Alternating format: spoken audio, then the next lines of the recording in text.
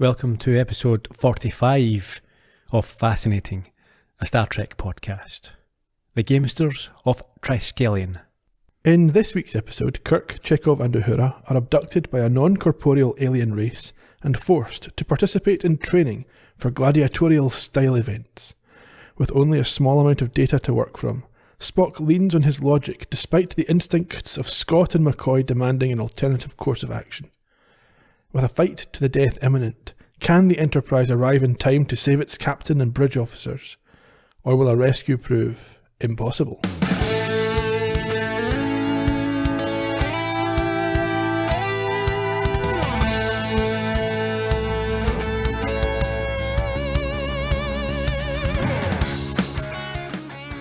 Unless it is your intention to declare a mutiny. Mr. Spock, who said anything about a mutiny, you stubborn, pointed-eared? Good evening, Ian. How are you? I'm not too bad, Gerry. How are you this week? Mutinous. Mutinous? Possible. Does that mean you're going to try and take control of this podcast? We should probably say before we start, put a wee trigger warning out. There's going to be discussions of depictions of rape in this episode. Without a doubt. So if that's something that is a concern for you, you may want to skip this one and join us again next week. That done, this is a very different style of episode from last week's. I thoroughly enjoyed this. Last week you told me that the triples was a high point. Yeah. And you didn't like this episode as much. I, however, preferred this episode. See, my concern was I felt this episode seemed derivative, but it could well be that chronologically it's not. And it's just that I've seen similar things that were made subsequently. Quite possibly. Did you like the pound shop among the merciless? Yeah, I made that note myself. Yeah.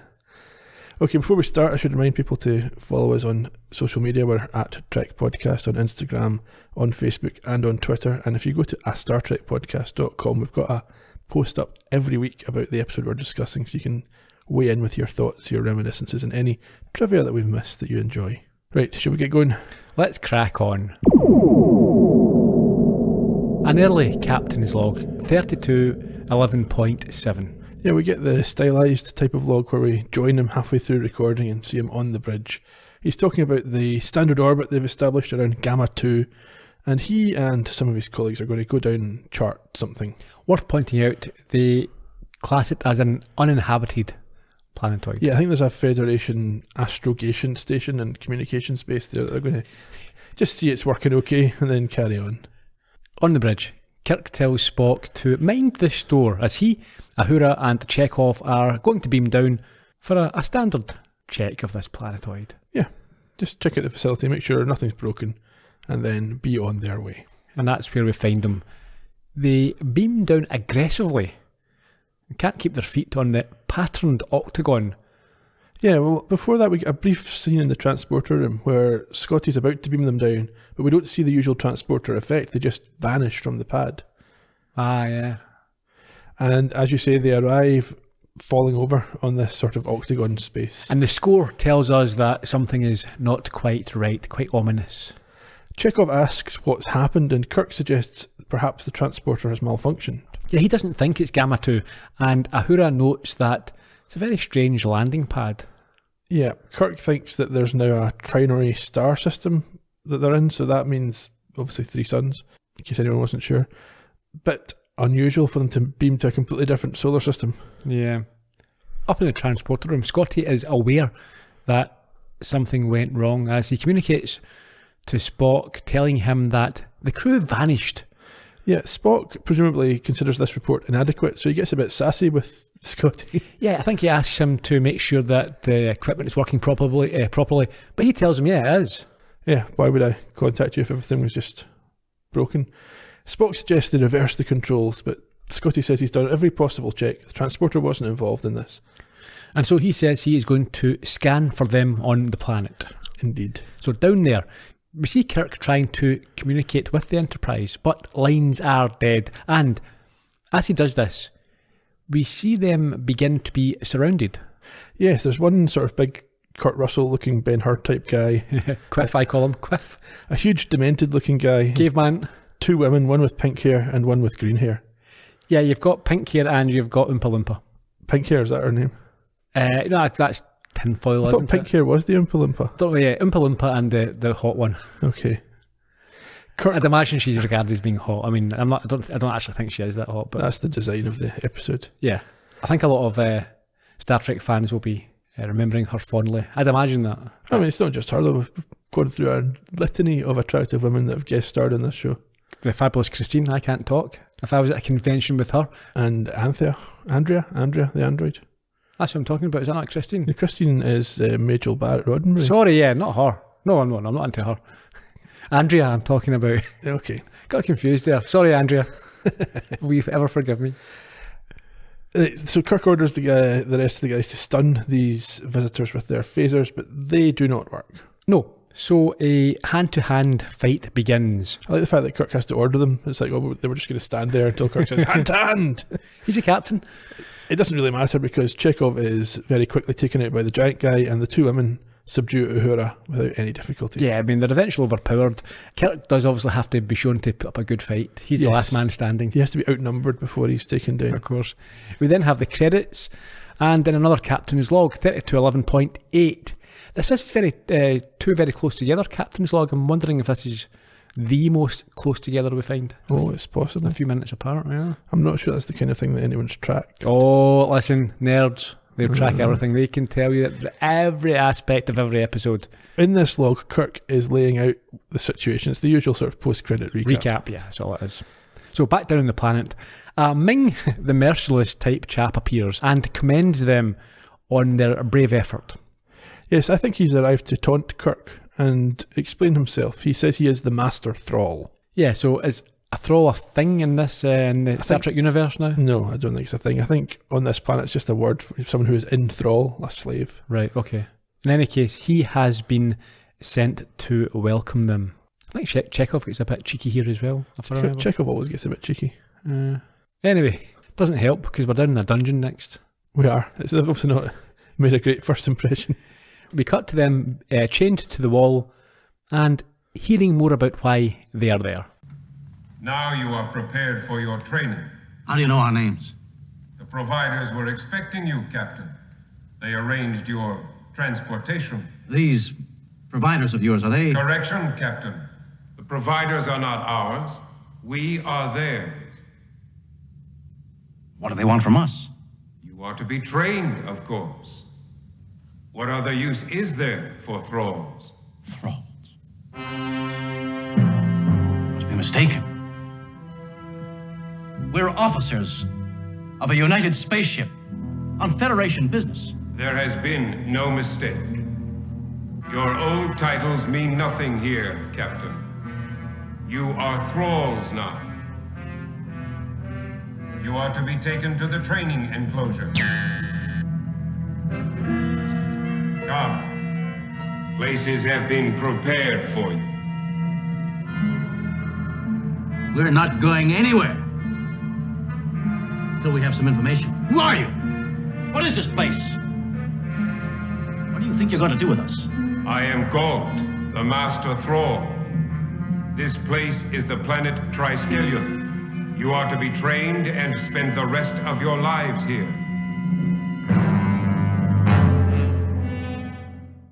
Kirk can't say he didn't get his questions answered. Seems quite clear. No complaints. It's also interesting to consider the amount of planets or people or races who obviously haven't signed up to the Federation and their laws and government. We always come across planets where they ignore any... Yeah, I mean, the Federation's still exploring at this stage. They haven't reached all corners of the galaxy. Sure. Or even their quadrant. Galt was the name of one of the houses at my primary school. Was it? Yeah, prominent Scottish people. I never even found out who Galt was. I always wondered. Obviously, must be this guy. Oh. Robert Burns, William Wallace, Robert the Bruce, and Galt from the Gamesters of Triskelion. Up on the bridge of the Enterprise, Scotty reconfirms to Spock that this was nothing to do with the transporters, and stop asking me that. Yeah, he does mention a power surge, but it had nothing to do with them. They don't know where their crewmates are, which frustrates McCoy, but Spock tells him they will continue scanning, as it is all they can do other than hope. Yeah, McCoy goes for his usual hyper-emotional response to sort of place him in opposition to Spock. Yeah, I think he says that hope is a human attribute. Yes, and Spock shouldn't be dallying with it. Yeah, However, Spock agrees and says that he's obviously been contaminated due to constant exposure. Yes, exactly. Back down in the dungeons, they are standing outside their individual cells, and for some reason they try to make a run for it. They do, but they are stopped. How are they stopped? Galt uses his flashy eyes to activate their collars of obedience. Yeah, which they now have around their necks, and this chokes them to the ground. This idea was stolen by Marvel. I don't know actually if they'd used it in their comics first, who can say, but in the most recent Thor movie. I also bet you that, here's the thing, right, I've often, as you know, Ian, I not make up things, I invent things which I unfortunately then find out that exist already. Now, is there such a thing as a nerdvert? I referenced them earlier on there. So, you know, the nerds who all creepy over the women of Star Trek and other things like that, and Princess Leia when she wears her bikini, right? I call them nerdverts. I bet you these nerdverts have got these chokey collars that you use in some sort of sex games. I don't know. I bet you can buy them. Dress up like that and put your collar on. To shock people. Yeah, well, maybe. Electricity play. Yeah, well, whatever goes on in your head should probably stay there. When they recover, Galt tells them that it was foolish, as escape is impossible, and they meekly return to their cells. It's like, oh yeah, okay, sorry. Try again later. Back on the Enterprise bridge, Spock has ruled out the possibility of the 3 missing crewmen being anywhere in the solar system where they are. Yeah, McCoy is getting extremely agitated, especially when Spock tells them that the odds of finding them alive are about 400 to 1. Yeah, Spock asks McCoy at this point for suggestions, even if they are emotional ones, and McCoy notes that this is the first time he's ever asked him for help. I don't think that's true. It's not, but it's a rare occasion, occurrence. Back down in the cells, the captives realise the problem the Enterprise will have in trying to find them, and Uhura then gets a visit from her personal drill thrall. Yes, this is the Ben-Hur looking Kurt Russell guy. Yeah, Quiff, who enters, and this is what you referred to at the top of the podcast. From the shadows on the wall and her screams, we can only assume that she is being raped or certainly sexually molested. Yeah, so I assume that the writers didn't intend it to appear that she was being raped. How else could you take this? Well, attempted rape that she was able to fight off, I would imagine, is the interpretation. No, you'd have, for her, this was such a big chap that would be implausible or unlikely that she's fighting him off. You'd have to have seen, you know, what you'd have to do in this situation is you get the female giving a knee to the groin, that type of thing, and him going, oh, cross-eyed. That's how you would show that she overcomes. If you don't see that, the likelihood is that this man is far more powerful and he has his way. Yeah, but if he's not anticipating any kind of resistance at all, maybe he's just taken aback by the fact that she's not willing and says he'll come back later. But then... No, you see him walking out, zipping up his fly. Well, that's not quite what he was doing. He's touching his belt. He's definitely doing something. I'm sorry. And there is a fade out and fade back in to show that time has passed. Yes. So it is. I think that's a fair interpretation. I don't know that would be an intended interpretation. I don't see what other interpretation you could what other spin you could put on that. Most sources that I went to were quite keen to emphasise the fact that her clothes remain undamaged. Normally you would have some sort of rip in her uniform or something to show she'd been attacked, or something more visual than just this shadow scene.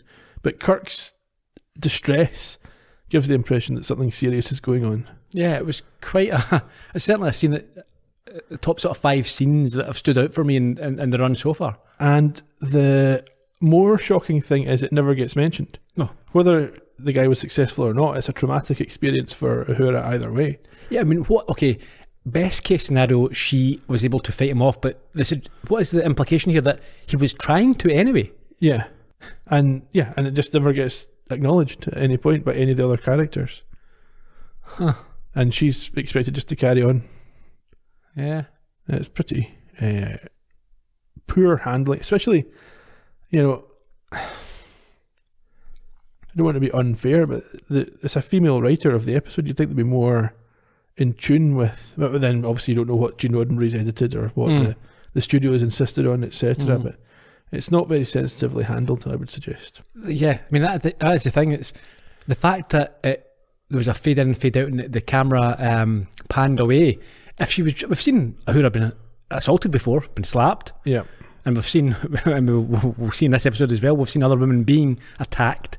McCoy, for one, hitting pregnant. So they've got no issues with showing a woman being physically assaulted. No. So what is it they couldn't show? Why are they cutting away?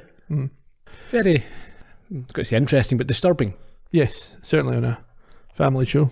Mm-hmm. Shanna, at this point, is revealed to be the name of the green-haired woman. Or at least... Okay, let's, before we get to that, so we just need to wrap this up. As you mentioned, I think Kirk comes to the same conclusion as we have, because he reaches out through the bars and screams, demanding to know what's happening to her. And we cut back to Lars leaving as he adjusts his clothing. Adjusts his trousers, his belt. Okay. And I think informs Kirk that she is not allowed to refuse selection.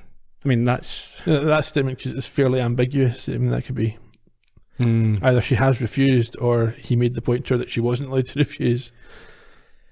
Anyway, we'll move on. One of the women, Shanna, then enters... Is it Shanna? How do you pronounce it? Shanna. Then enters Kirk's cell. Now, he's probably at this point thinking, oh, well, I'm not refusing. I'm not putting up a fight here.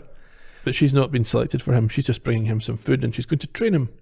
Yeah, he's obviously disappointed to discover that it's just nourishment that she's offering. I also just noted at this point, she has hair like Eileen Wuornos. Who's that? The famous American serial killer and monster played by Charlize Theron. Yeah.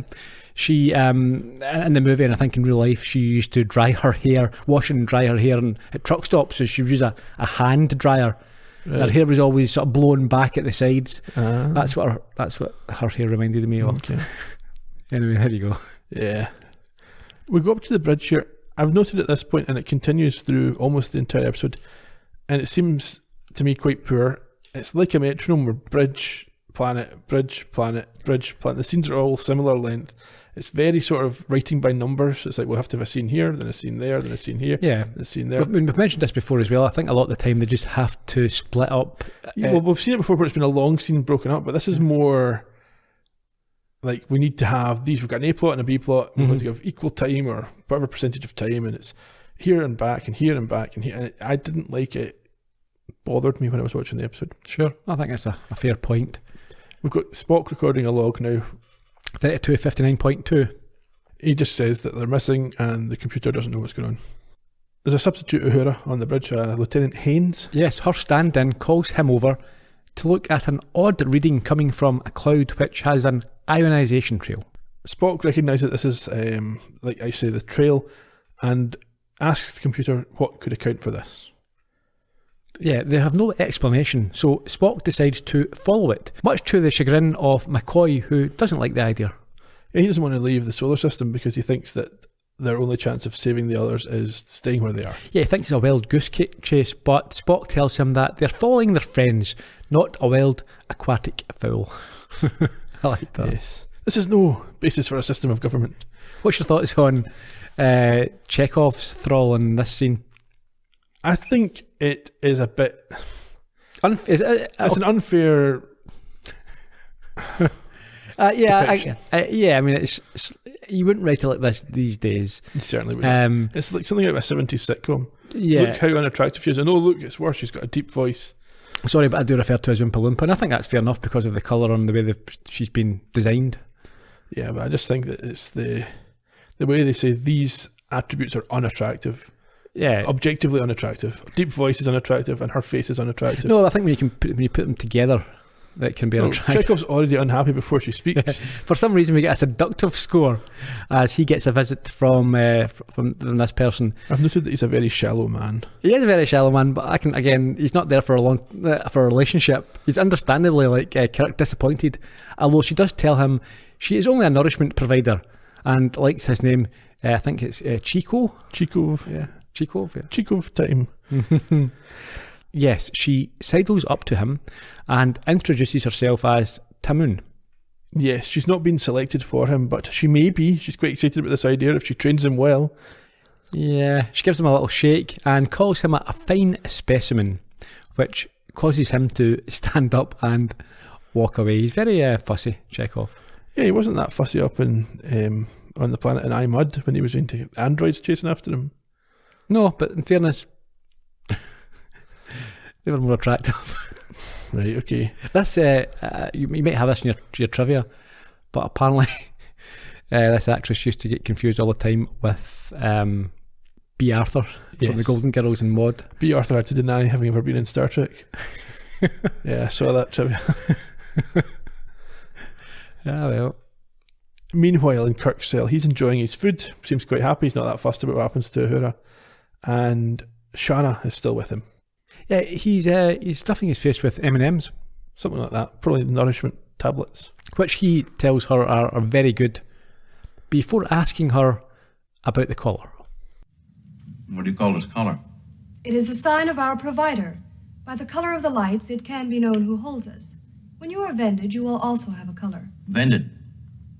You mean bought, sold? When you are developed, the provider who offers the most quatlus puts his color on us. Our race has another name for it. Slavery. This collar of obedience.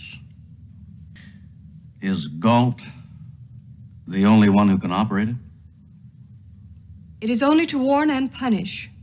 How does he work it? It is not permitted to talk of that. Will you provide all my nourishment? Of course. I am your drill thrall. I will train you well. Yes, I'm sure you will.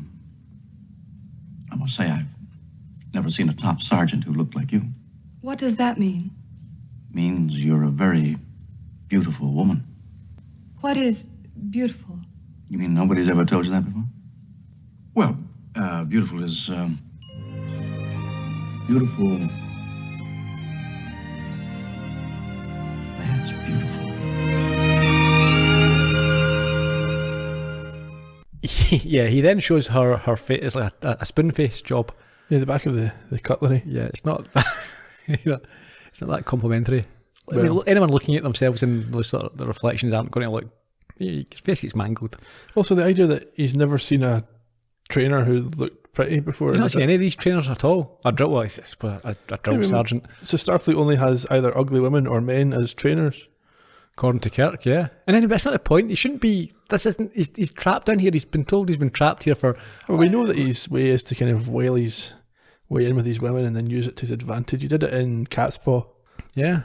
Anyway, he goes on to ask her about her childhood and finds out that her mother was also a slave who died in one of their fights. Yeah, in a freestyle match. He then asks about Lars and Tamoon, but they are interrupted by an alarm and a flashing red light that signals time for exercise. And we go back to the bridge where McCoy continues to berate Spock, now with backup from Scotty. Yeah, Spock states that the nearest previous system, or star system, on the path that they're on was 11 light years away. Well, it is. It's ahead of them, yeah. So that's quite a long way. Yeah.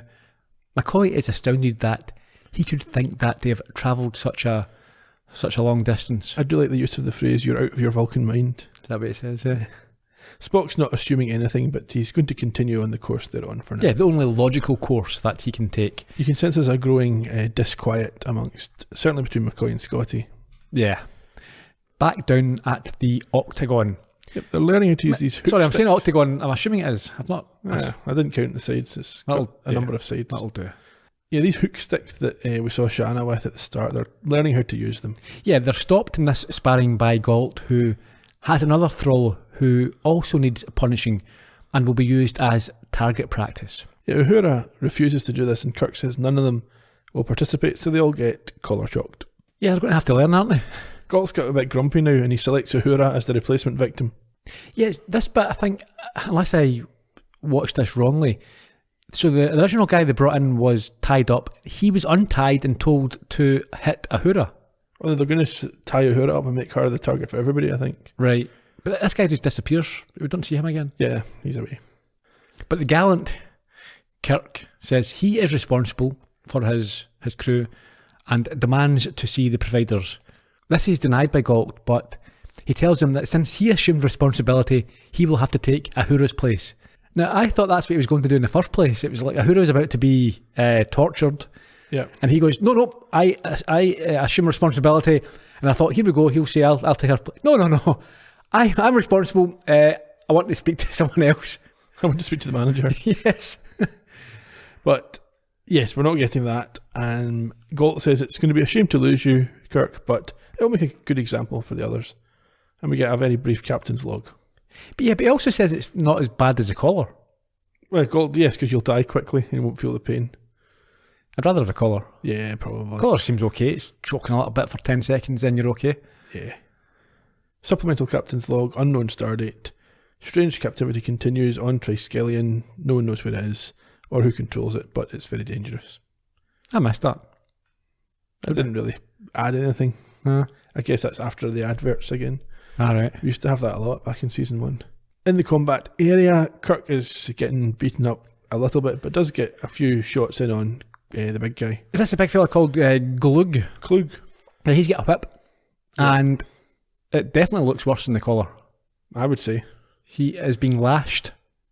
Yeah, but once Kirk gets a few hits in on him, they call a break. A 15 trisecond interval, during which Shana gives... Yeah, she dopes Kirk up with some kind of steroids. Gives him a ped.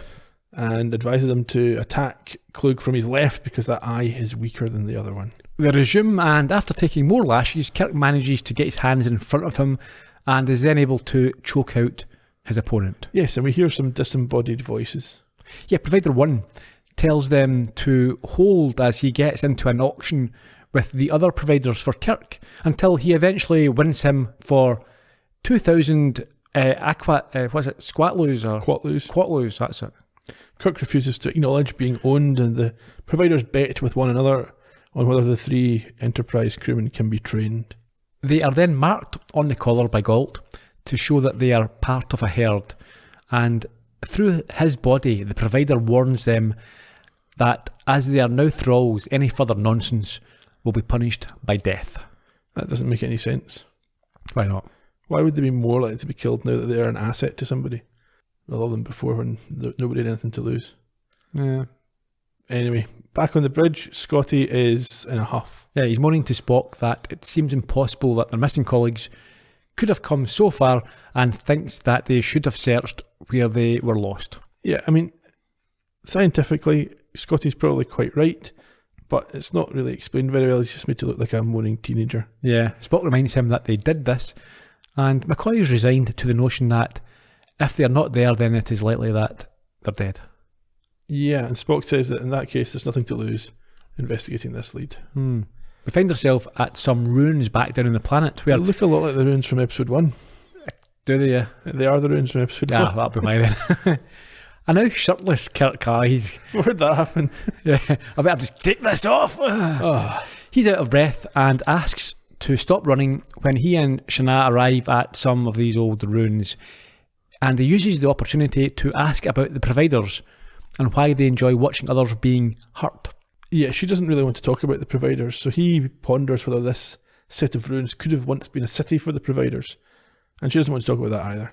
Yeah, so he changes the topic for a moment and claims that the country they're in looks like his home planet as he creeps up behind her.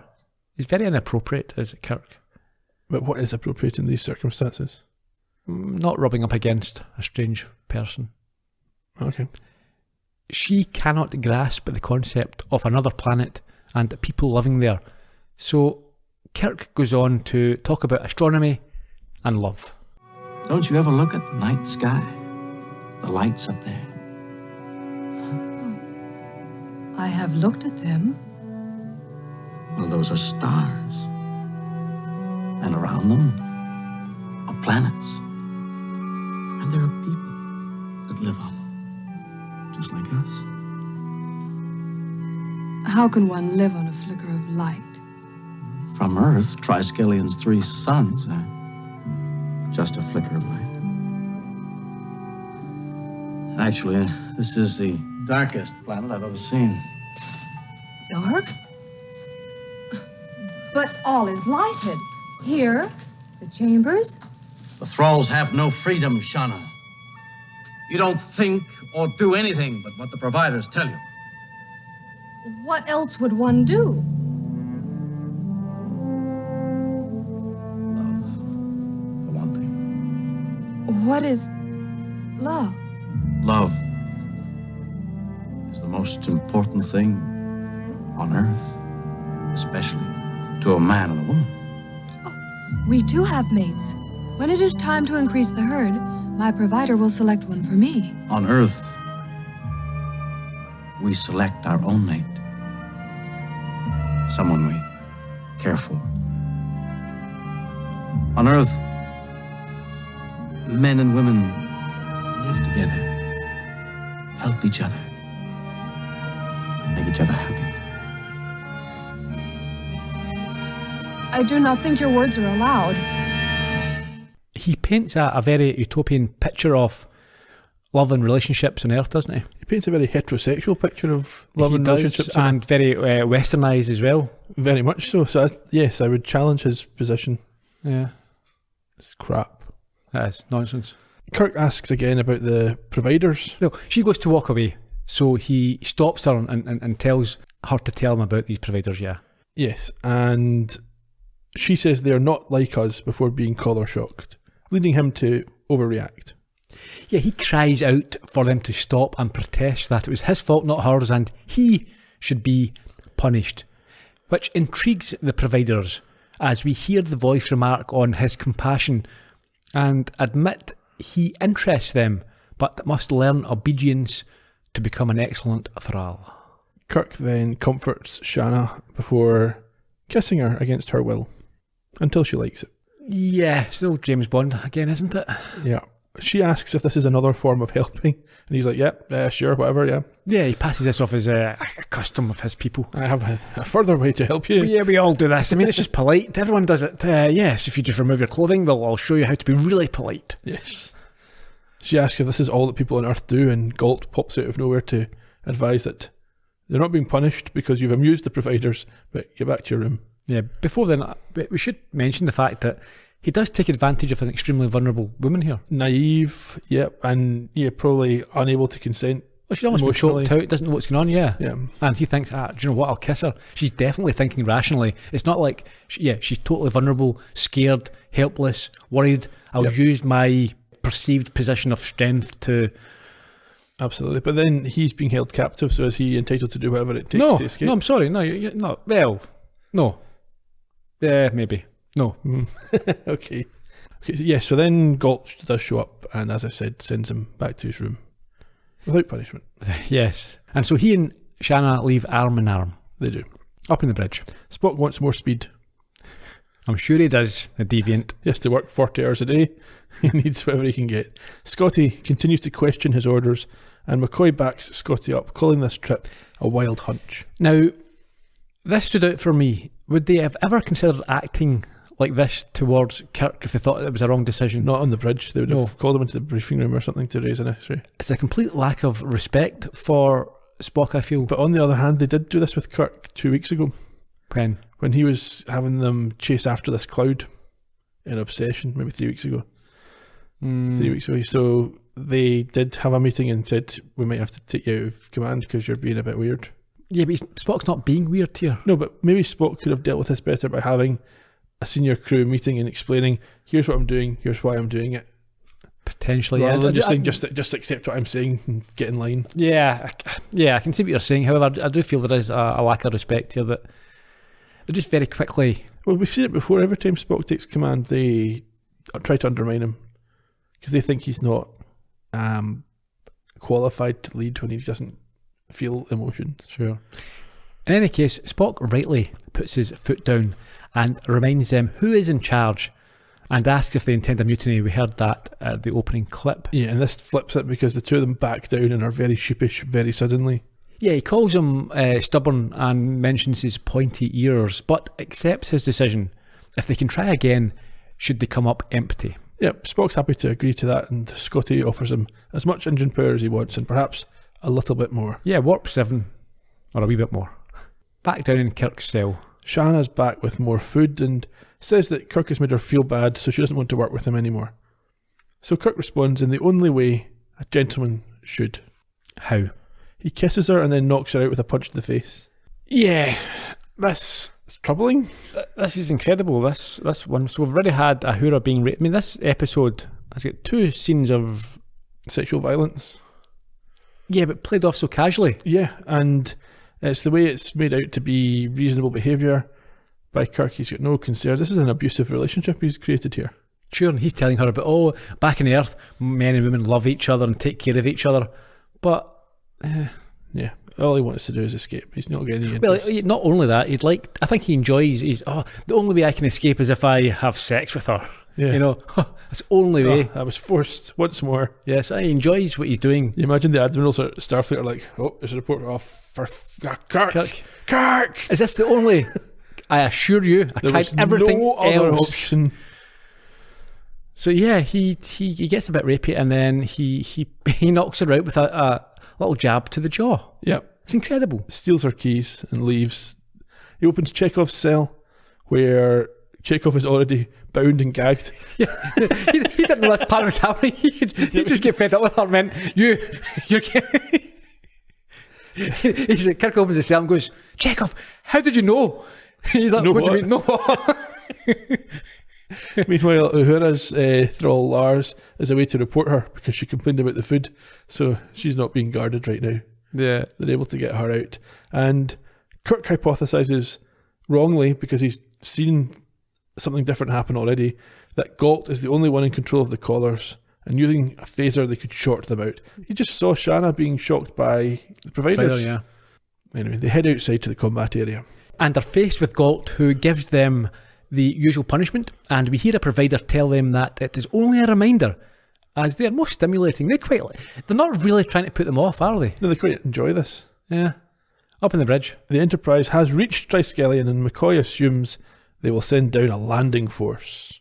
But Spock isn't going to send down a landing party, as he thinks it will endanger the others if they are indeed down there. Instead, he is going to go down himself, and only if he can't communicate will a larger party be required. Yeah, so McCoy goes back to his rage, accuses Spock of this wild goose chase, and then volunteers to join him on the trip to the planet.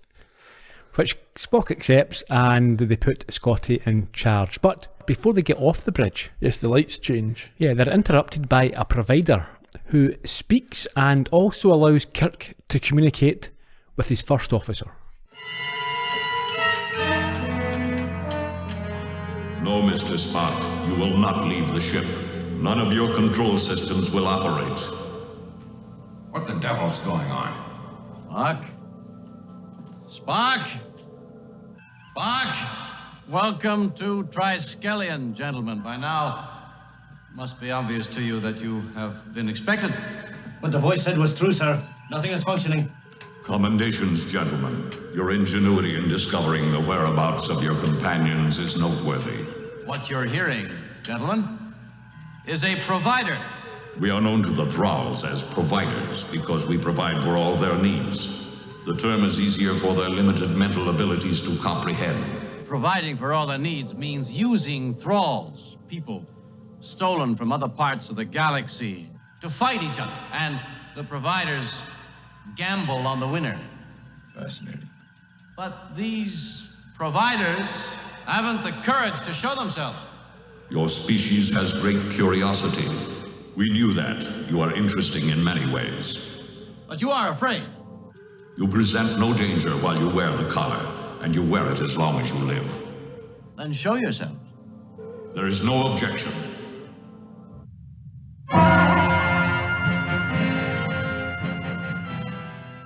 Kirk is now taken down to a cavern a kilometre below the surface, where he meets the providers, who happen to be wee brains in a jar. I assume the red one is the one that owns Kirk, because his collar's gone red. Would make sense, yeah. Kirk assumes that they've evolved to this state, or evolved as this, but they explain that they were previously humanoids and evolved from that position by devoting themselves to intellectual pursuits like crosswords and Sudoku. And so he remarks that enslaving people isn't a sign of superiority, but they claim that the games are their only challenge and purpose. Yeah, they've finished all possible crosswords, so now gambling on sports is all that keeps them going as a species. He then tries to use reverse psychology by claiming that all creatures are capable of evolving, and therefore perhaps they're not as superior as they think. But They seem to ignore this and lament that, although most interesting, he and the others must be destroyed. Yes, but Kirk manages to trick them almost into gambling this punishment. How does he do that? He offers to let them do what they're going to do anyway if they can win a fight against him with their champions. Yeah, or against them. I think it's going to be the Enterprise. Well, yeah, what he says is that with weapons of their choice, his people can beat an equal number of thralls. The providers are up for this and start wagering on this, but Kirk goads them into a bigger gamble. Yes, he puts his car keys on the table. He does. He offers them submission on the part of the entire crew of the Enterprise if he is beaten or if they are beaten. However, if they win, they leave and all the thralls are to be released. Not only that, but they would train these thralls to be a self-sustaining people and culture. That seems like a fair bet. But the providers have a condition if they're to accept this. Yeah, it's going to be 3 versus 1. And the one is Kirk. And he says it's not fair, but he's reminded that the alternative is to just kill him anyway. Yeah, we don't have to have this bet. Yeah. So he agrees. At the Octagon, as he prepares to fight, he is told that the crew on the Enterprise are able to watch and the rules are explained about where he can stand and that the opponents must be killed or else I think they're replaced. Yes, if he only wins them, they can be replaced by other thralls. This was a bit like in Arena, where Kirk's fight with the Gorn was viewable from the Enterprise. It was indeed, yeah. Up on the bridge, the crew watch on in horror as McCoy asks, "What in heaven is going on?" How does Scotty respond? It's nothing to do with heaven. Kirk is given rules about who's allowed to stand on what parts of the arena, but these are immediately broken by everybody. They are, yeah, you can see their feet outside all the time. The fight starts and he faces the caveman, Quiff, and some other guy who looks like one of the ones from Journey to Babel. It was an Andorian, yes. Yes. So Kirk takes out one of the thralls and then injures another, so that one is replaced by a now seriously angry Shanna. Yes, she accuses him of lying. Which he did. And also battery. And attempted rape. Probably. She, though, keeps hesitating when she gets the opportunity to finish him off. Both of them do. Okay. But he gets to her again with a knife to the throat. And she ends it. I didn't know she was allowed to do that. Neither did I. That's a note I've taken. You can't just do this. It's meant to be a fight to the death. He's meant to kill 3 of them. The Predators should say, nope, continue. Yeah. Or else you're all dying, yeah. But anyway, they agree to abide by the terms of the bet. And then we get a stupid conversation between Kirk and Shanna about lights in the sky and why he can't take her with him because he's got a wife back home. Yeah. I mean, I'm going to divorce her, I promise, but right now it would just be too awkward. Yeah, so we'll keep it a secret, yeah. I'll come and visit. I'll come back when you've been trained in self-sustenance, and if you've developed enough over the years, I'll take you with me then. Yeah. That's what he says, yeah. I'm sure he will. He kisses her one more time and then gets beamed up. And then we get a ridiculous final line by Shanna. Yeah, she's in tears as she says goodbye and vowing to learn and watch the lights in the sky. Yeah, great. Mm-hmm. She'll forget about him anyway. Yeah. You know, she's like someone who works in a holiday town. Yes, it was a great week, but next lot in. Next lot of tourists. I'll have a romance. Yeah, because the providers will want to do something else. Even if they train these guys up, they'll create new thralls to be underneath them. For sure, yeah. Yeah, we've covered most of my thoughts on this. So the back and forth I didn't like. Kirk's behaviour is very poor. Scotty and McCoy's behaviour is quite poor in this episode. Lars's behaviour was atrocious. Awful. And the total non-discussion or addressing of the issues that were raised is also quite poor. I would be interested on social media to hear any of the listeners' thoughts on the Uhura incident. Yeah, absolutely. What was your feeling? Do you still like this episode overall? Yes, I did. I mean, yeah, I suppose it raises issues for discussion. Doesn't mean it's a bad episode. Yeah. Yeah. No, I don't think it's as bad as when I first watched it. Like I said, I prefer it to the Tribbles episode. Fair enough. Some trivia? Sure. First aired on the 5th of January 1968, so first episode of 1968, and was directed by Gene Nelson. So you might know this name. This was his only episode of Star Trek that he directed, but as an actor, he appeared in shows like Rawhide and Murder, She Wrote. And as a director, he worked on The Andy Griffith Show, I Dream of Jeannie, and Mod Squad, amongst other things. Originally a dancer, he fought in World War II and appeared in musicals including Tea for Two, for which he won the Most Promising Newcomer Golden Globe, and Oklahoma. Very good. I don't recognise the name, but no doubt I'll recognise the face. Could do. He died of cancer in 1996 when he was 76. Margaret Arman was the writer. This was the first of 3 original series episodes, and she would also pen 2 animated series episodes. She also wrote for a number of other shows, including The Bionic Woman, The $6 Million Man, and Wonder Woman. She died in 2003 at the age of 82. Did you watch those shows? I watched all 3 of those. I think I've seen bits and pieces, yeah. Angelique Pettyjohn played Shanna. This was her only Star Trek appearance, and she also appeared in shows like Batman, The Girl from U.N.C.L.E. and Get Smart, as well as opposite Elvis in the movie Clambake. After her career stalled, and she got involved in some other types of film, she found popularity headlining science fiction conventions. I'm sure. Nerdverse. Before her untimely death from cancer in 1992 when she was just 48. Not good. Joseph Ruskin was Galt. This was his only original series appearance, but he would go on to appear in 3 episodes of Deep Space Nine, as well as an episode of Voyager, an episode of Enterprise, and the Next Generation movie Insurrection, making him the only actor to appear on screen in all 4 of those series and with all 5 crews. There you go. He also appeared in series like Mod Squad, Mission Impossible, and ER before his death in 2013 at the age of 89. Steve Sandor was Lars, the Kurt Russell-looking rapist. This was his only Star Trek role, but he showed up in a number of your other favourite series, including TJ Hooker, The A-Team, and Knight Rider. There you go. Before taking up acting, he was in the US Air Force, and he retired from acting in the late 90s. He died in 2017 when he was 79. Do we have a Colombo connection this week? Wait. Okay. I've still got about 5 more people to go through. Really? 5? Jane Ross was Tamoon. This was her only Star Trek role in a short acting career. She had an uncredited role in The Planet of the Apes and sang on the Frank Sinatra Show as part of a close harmony group called the Tritones, where she sang alongside Belinda Burrell and Nancy Sinatra. Okay. She died in 85 at the age of 53. Does she not also star in the Golden Girls? No, that was a different person altogether. Okay. Victoria George played Lieutenant Haynes, the substitute Uhura. She too had a short acting career with this her only Star Trek role. She showed up on Mod Squad and The Bold and the Beautiful, and has also worked as a publicist. Mickey Morton played Klug. This was his only Star Trek appearance, but he also showed up on the Star Wars Holiday Special in 1978, as well as shows like Laverne and Shirley, BJ and the Bear, and Hill Street Blues. He died in 1993 when he was 66. Dick Crockett was the random Andorian thrall who showed up near the end. It's a good name. He had an uncredited role last week as one of the Klingons fighting in the bar, and this was the last of his 2 Star Trek appearances. He also appeared in shows like Get Smart, Macmillan and Wife, and the 1971 Bond movie Diamonds Are Forever. Right, what about the Colombo connection? In terms of a Colombo connection, it says here, Walker Edmonston, you'll remember, was the voice of Baylock in the Corbomite manoeuvre, and when we did in that episode, he'd appeared in 2 Colombos.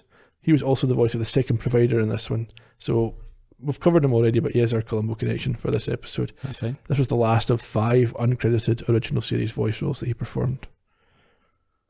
In terms of trivia, Galt actually was modelled on Ming the Merciless. During filming of this episode, it was announced that the show would not be returning for a 3rd season, and an unprecedented fan writing campaign eventually saw that decision reversed. So halfway through the 2nd season, they cancelled? Yeah. Okay. One of the other providers was voiced by Bob Johnson, who you might recall as the tape recording voice on Mission Impossible series when they got their missions. Really? Yeah, that's good. Chekhov's role in this episode was originally written for Sulu, but George Takei was away filming The Green Berets when they recorded this. With John Wayne? I believe so. In terms of international titles, in German this was Meister der Sklaven, Master of the Thralls. Now have you got that right? I hope so. I got in trouble not that long ago for my German. Quite right. In Italy it was La Posta in Gioco, which means the stakes of the game.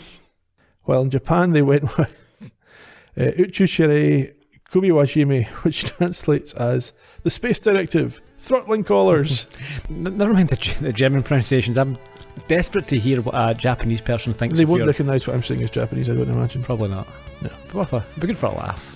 Yeah, they go through each episode, they could cut it out and just analyse each one, what it should What you actually said. Yeah, what's that translated? My mother is a snowblower. Next time, 17th episode of Season 2, a piece of the action, a period piece which you might enjoy. I think. I hope so.